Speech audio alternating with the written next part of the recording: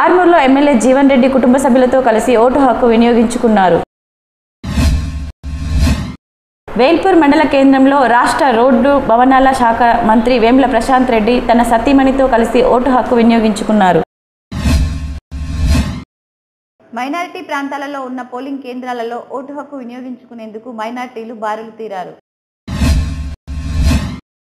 అన్ని పోలింగ్ కేంద్రాల వద్ద పోలీసులు భారీ భద్రత ఏర్పాటు చేశారు. సిపి కార్తికేయ బందోబస్తుతో పోలింగ్ సరళిని పరిశీలించారు. కాంగ్రెస్ అభ్యర్థి మధుయాష్కి గౌడ్ నగరంలోని ఎస్ఆర్డీజీ పాఠశాలలో తమ ఓటు హక్కును వినియోగించుకున్నారు. Urban MLA Bigala Ganesh Gupta polling కేంద్రంలో కలవడంతో ఒకరినొకరు కలుసుకుని కొద్దిసేపు మాట్లాడారు.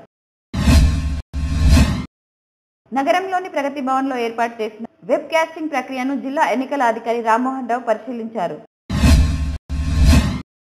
జిల్లాలో మహాత్మా జ్యోతిరావు పూలే జయంతి వేడుకల సందర్భంగా ఆయన విగ్రహానికి పూలమాలలు వేసి నివాళులు అర్పించారు.